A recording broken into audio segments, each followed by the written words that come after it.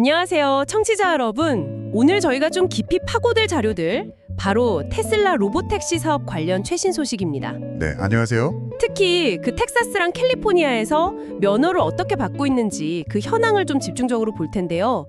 네, 특히 그 텍사스랑 캘리포니아 이 두 주의 규제 환경이 좀 다르잖아요. 네. 이게 테슬라 전략에 어떤 영향을 미치는지 보는 게 이번 분석의 핵심이라고 할 수 있겠습니다. 좋습니다. 그럼 가장 따끈따끈한 소식부터 볼까요?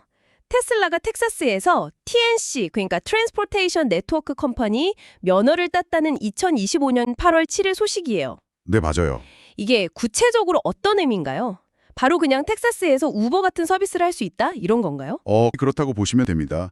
TNC 면허가 아시다시피 플랫폼으로 승객이랑 운전기사 연결하는 라이드 쉐어링 사업의 기본 자격증이잖아요. 그렇죠. 테슬라 로보택시 LLC 이름으로 이걸 텍사스에서 받았다는 건 법적으로 텍사스 전역에서 로보택시 사업을 할 수 있는 권한을 확보했다는 거죠.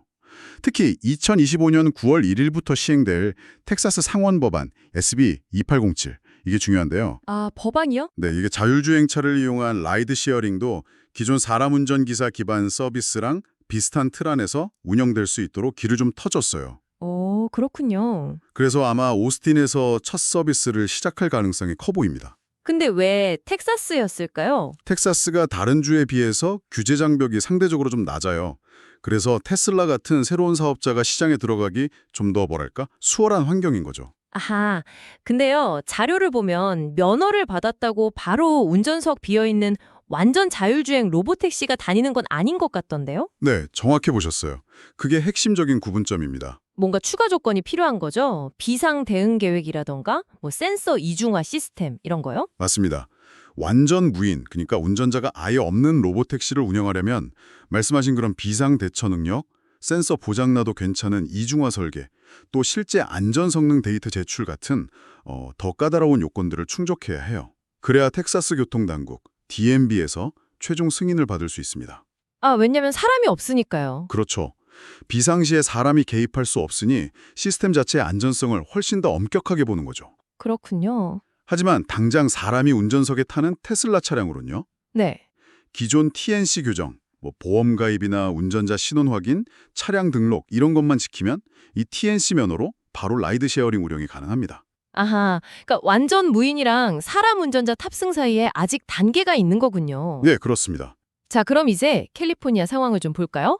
여긴 텍사스랑 상황이 꽤 달라 보이는데요. 네, 2025년 3월에 TCP, Transportation Charter Party라는 다른 허가를 받았다고 나오는데 TNC랑은 다른 거죠? 네, 다릅니다.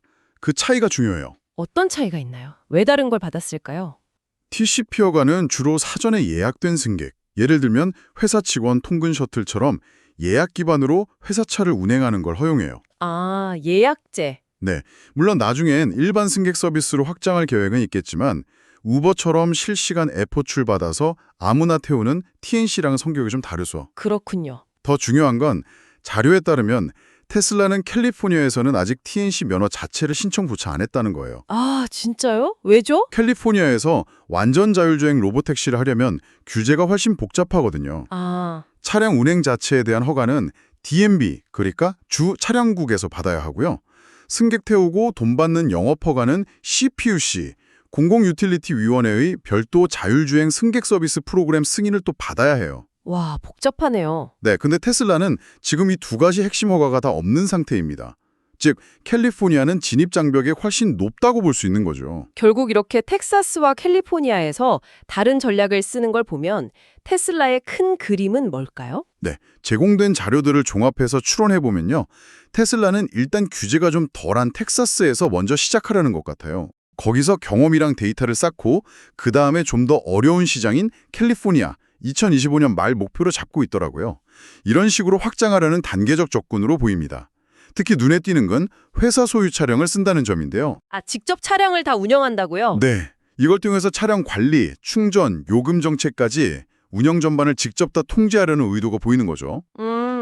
장기적으로는 결국 사람 운전자를 완전히 없애서 비용 효율성을 극대화하겠다는 목표일 거고요. 직접 운영하면 통제는 쉽겠지만 우버처럼 개인 차량 쓰는 모델보다는 초기 투자 비용이나 관리 부담이 훨씬 크지 않을까요? 그 점은 자료에서 직접적으로 언급하진 않았지만 네, 분명히 생각해 볼 수 있는 부분입니다. 대규모 차량 구매, 유지 보수, 충전 인프라 구축 이런 건 기존 모델과는 다른 운영상의 큰 도전 과제가 될 수 있죠. 그렇죠.